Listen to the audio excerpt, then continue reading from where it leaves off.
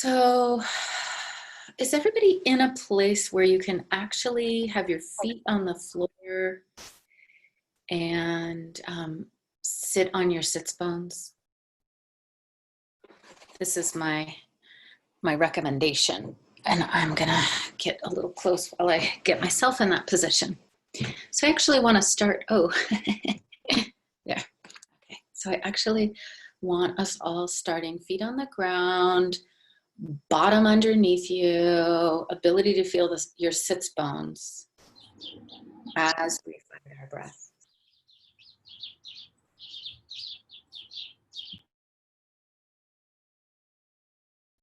So feet on the ground, sits bones under you as you find your breath.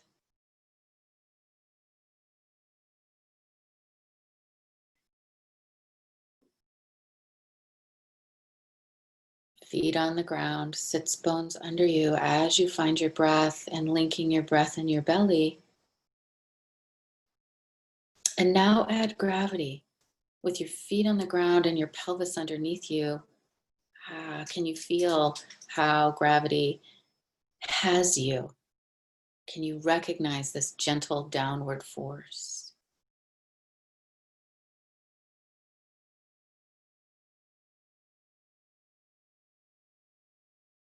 So in a room full of women today, and this isn't only women's work, but it's who we are assembled today, we could say that some of what we're working on here together is living from our pelvis. I talk a lot about the heart, and we all talk a lot about the heart, and the heart matters so much. But actually, what is the feminine wisdom center? So as you're breathing and you're feeling bones and feet and pelvis and gravity, can you begin to find what it would be like to instigate movement from your pelvis? So just put a tiny rock into your body. Forward from your pelvis, letting the rest of your body follow. Then curling, starting at your pelvis. So many of our movements start with our arms or our hearts or our heads. But what would happen if right now, with your breath, you started moving, instigating movement, instigating breath through a gentle, small rock in your pelvis? And what if you let the rest of your body follow your pelvis?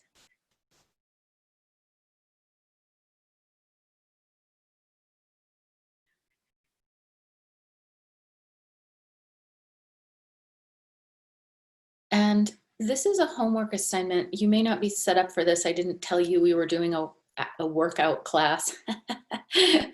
But when you're finished here, I'd love it if you would take some minutes in a way that's physically possible for you to work on your full range of motion here.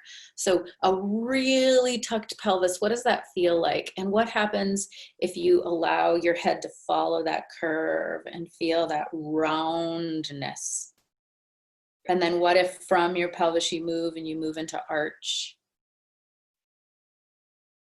These are core, basic human movements. Anybody who's been around a baby, they do both of these things constantly, right? They're either curled into a little ball, their soft spine, completely rounding tailbone to top of skull, or they might even be in this startle movement. Notice my hands are kind of flexed this way, that startle movement. We're all living a lot in a startle movement that our body's not responding to because organic movement's been trained out of us. For any of you that have hung around with me, I talk a lot about this thing of like the failure of the human experiment based on the fact that we don't actually know how to move trauma out and through the way other animals do. So it's like putting the startle movement into your body intentionally, and then taking back the safety that comes in this curl. Again, a curl instigated through linking breath and pelvis. So whether you keep, and actually when you get this moving, what it really is a wave. What it really is a figure eight. And for me, there's healing words and there's healing movements. And my inquiry, and the one that I bring to you, is just how do we not live in trauma when trauma is the collective reality? What can we do to keep the level of trauma down and to be part of the solution?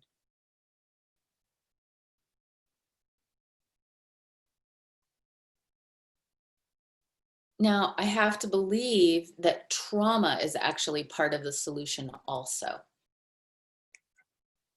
That I am starting to write a piece, which you'll get to see someday, maybe, around, this whole idea of conspiracy, and all these possible conspiracies. And, to me, the conspiracy is the world, whatever that is, the cosmos, writing itself.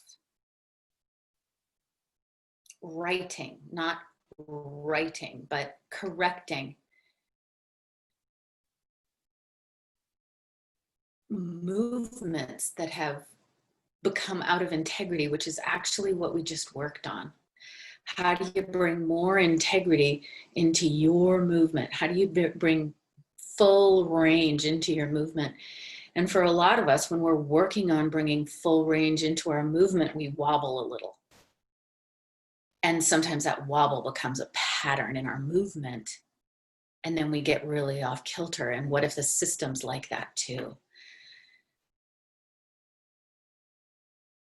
And what is the system? Am I talking about God? Am I talking about aliens? Am I talking about humanity? What am I talking about? And I actually don't know. So when I say the system, I say the everything of the everything of the everything, most of which we don't know.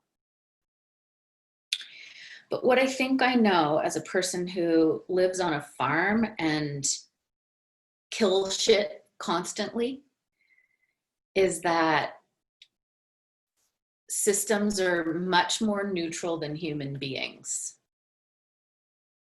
That killing things comes with the territory of life. And that we seem to be quite non-neutral about that, while most other living things seem to be quite neutral about that. In a universe filled with trillions upon trillions of stars,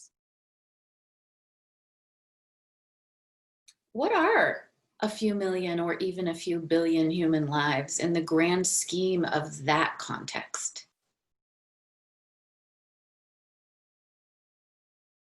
It feels a lot different, doesn't it, than like here in our bubble, a few million or billion lives. It's like, ah!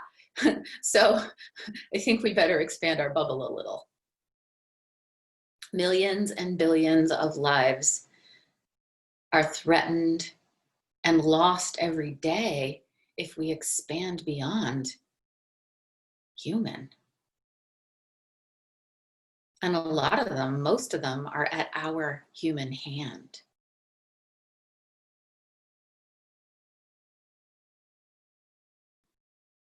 So coming back to what we're here for, which is not to hear Lexi rant the whole time, but also to meditate. Pelvis, feet, bones, breath, gravity. And from there, rising up the bone ladder of your spine.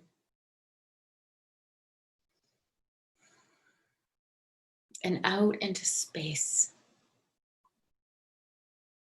The vast and boundless surround.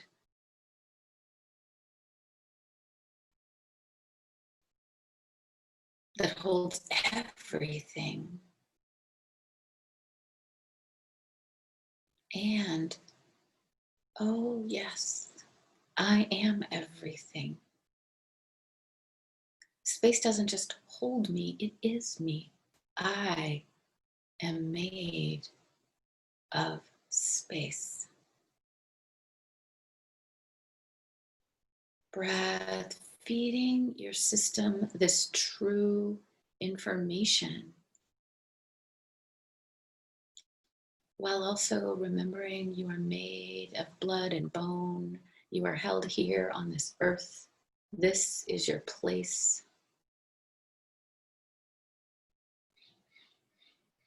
The both and of human form and remembering our boundlessness and our vastness.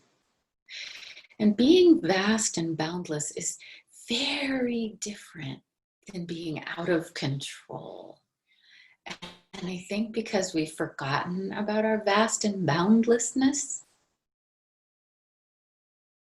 a lot of times we act out of control as a poor facsimile of the deeper truth, which is vast and boundlessness is who and how we really are in the beginning, in the end. And breath and space and bone and gravity. And then to your heart.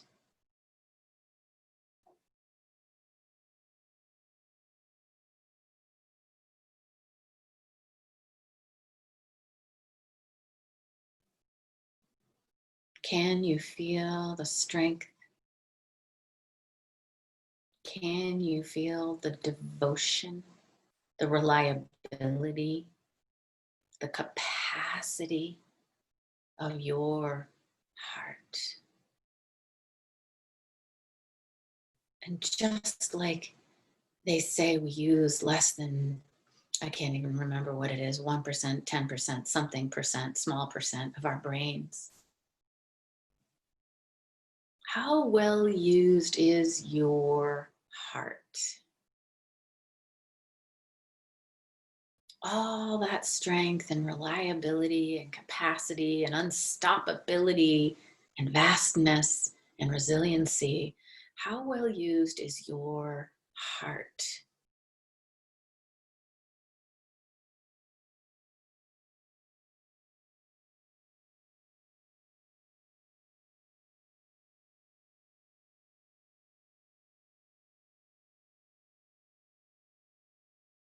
Where do you long to apply yourself where maybe you don't feel strong enough or resilient enough?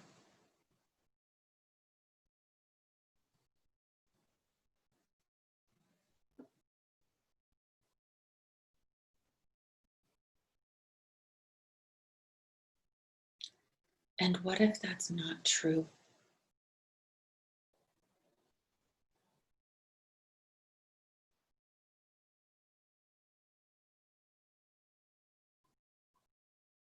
I don't really mean to diss the education system. Poor thing is crumbling before our very eyes. But what if you've been trained to believe that you're not smart, capable, strong enough via education? And what if it's time to debunk that conspiracy?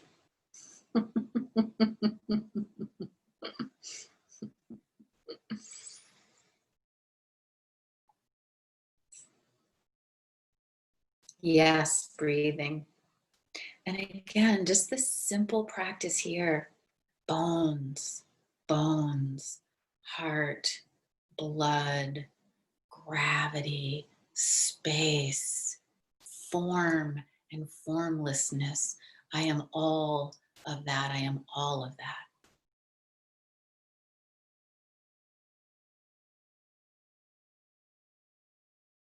The conspiracy is me.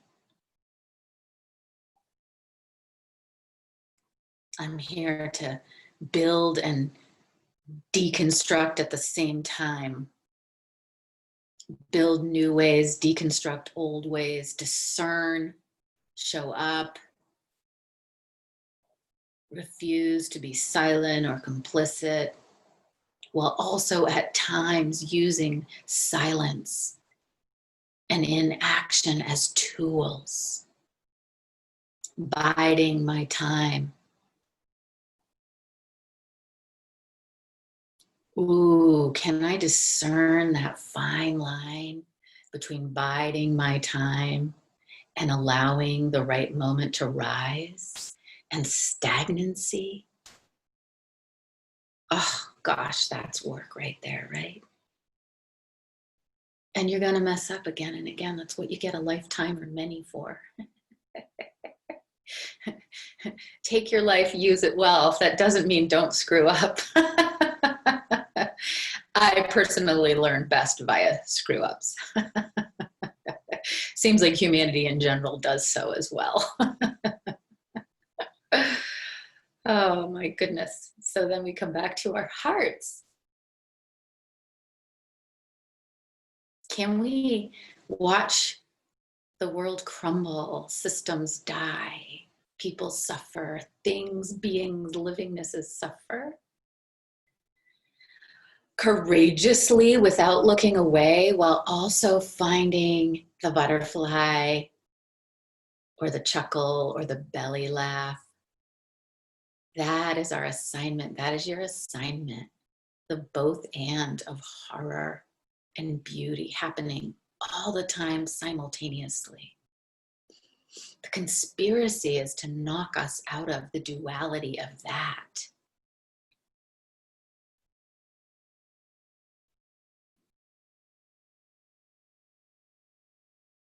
And I know all the teachings say stop duality, but I say, well, it's not over yet by anything that I can see.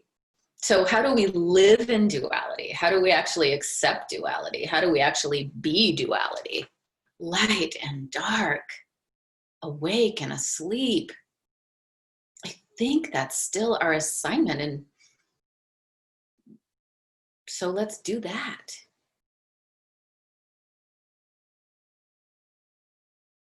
And breath.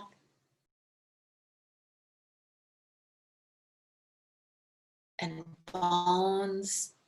And again, can you find that little rock? Can you right here instigate your breath from your pelvis?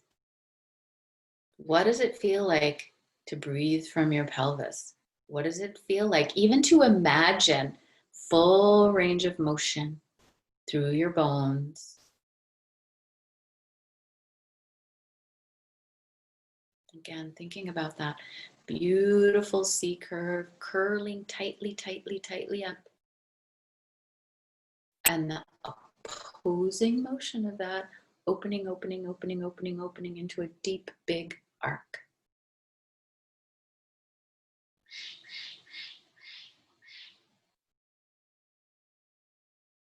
This movement piece is inspired today by the fact that a new human was born into my family via C-section in England today. And just that photograph of that new life just barely here and her little hands. The instinct to have our little hands curled up. And then every now and then we go flip. This is authentic movement. And how do we take how we use our bodies out into the world?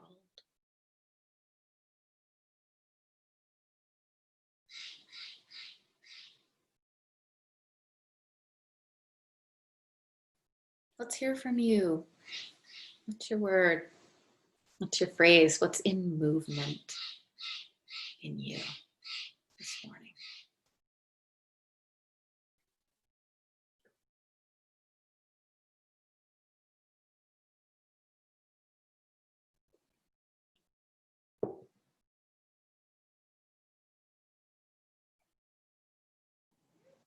Debbie, integration.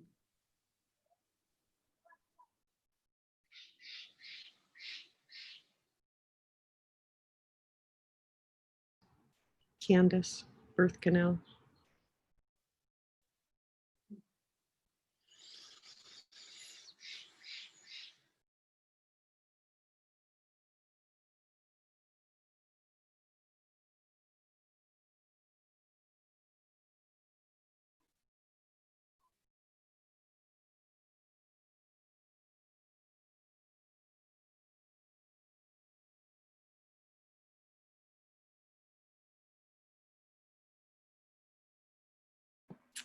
Actually, discomfort.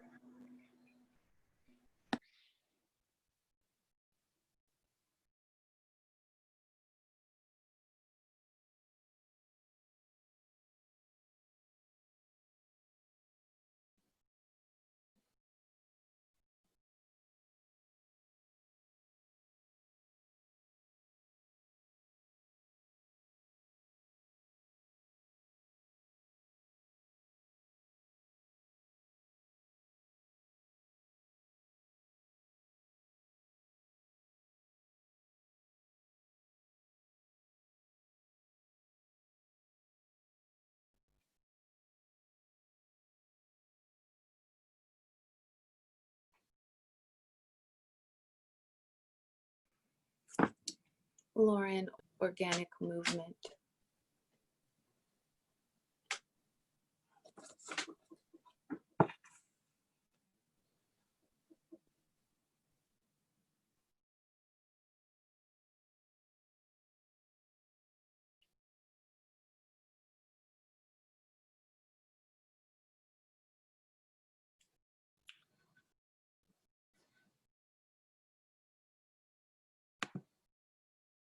There you are, Megsy.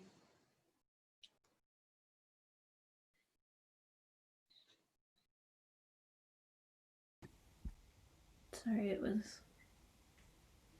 I wanted to reboot. Yeah, I'm just quiet.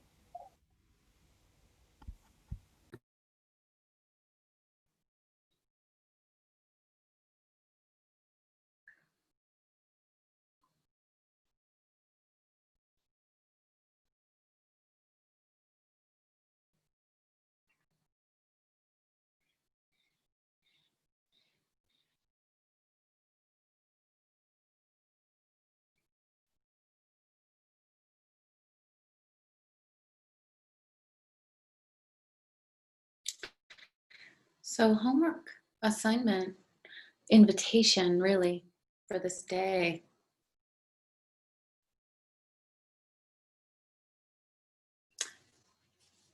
How can you instigate movement from your pelvis today? What does it take to do that?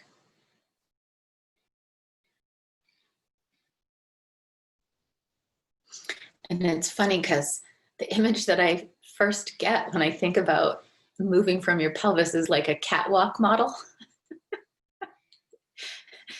You know how pelvic they are? Can you also feel how it's very linear side to side, right? Angle, angle, angle, angle. So I don't mean that.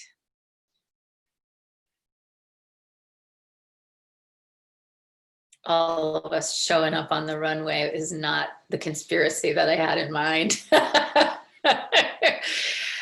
So what if your pelvis has a wave rocking motion of forward and backward? What if it can carry you on a wave signal, which is integrating to the mind, to the body, and to the community? So what if you learning how to move from your pelvis, instigating movement? If you're instigating movement, it means when you have something to say. What if it comes from your pelvis? And for any of you that have spent time with me, we often spend time just breathing ourselves down, right? So when somebody has something to talk about and they're up here, often the first thing I'll do is just have them breathe into their pelvis. And there's something different when we talk from low. That's moving from our pelvis. The conspiracy is keep the wisdom of the feminine up here in hysteria. Hysteria lives up here, not here. And again, hysteria can look a lot like depression. Hysteria can look a lot like exhaustion and lethargy and hopelessness and barely being able to pick up a foot. That chronic fatigue piece.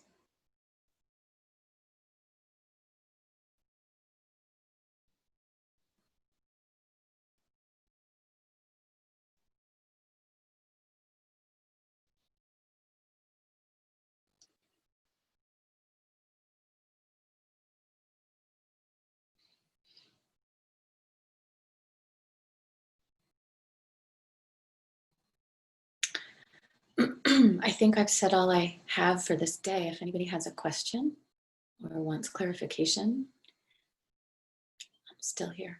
Otherwise, we can be quiet together.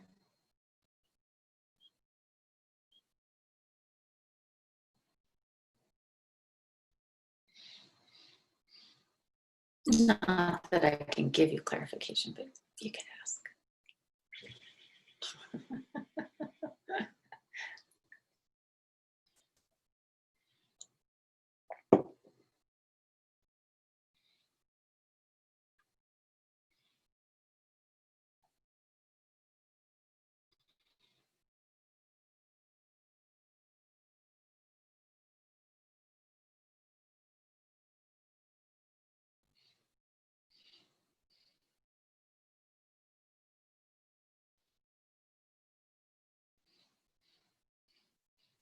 And just using each other here in this room to find and work with the wave of breath that could be instigated from your root, from your pelvis. And what do you notice in your nervous system when you're breathing from low, bringing it up, bringing it back down again?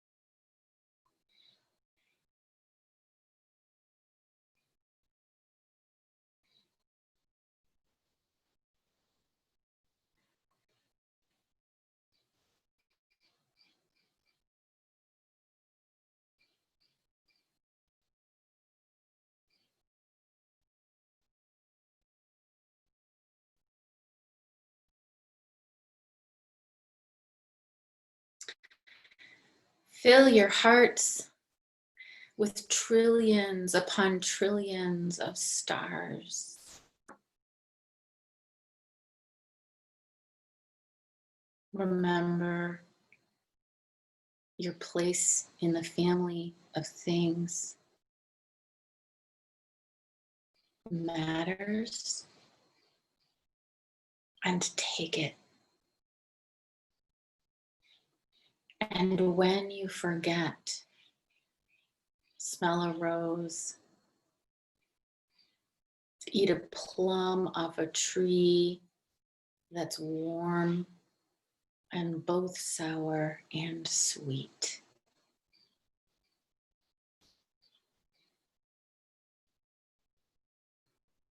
The rooster is not going to stop crowing.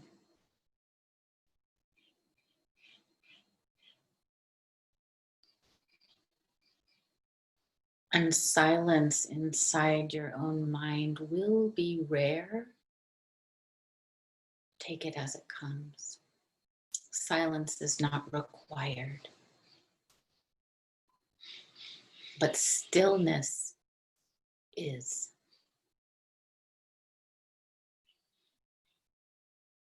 Be still, then act. Be still, then act.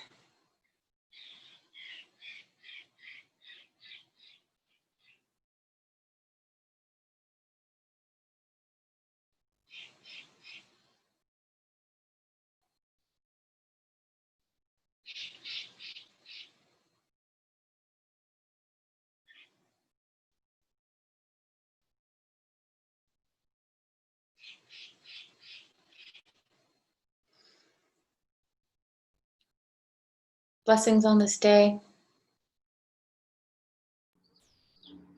Love you all. Thanks for showing up. Thank you, Lexi. Thank you, everyone. Love you.